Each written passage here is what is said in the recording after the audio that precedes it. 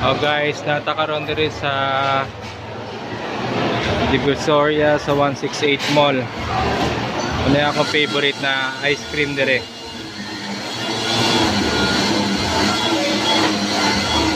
Dairy Queen.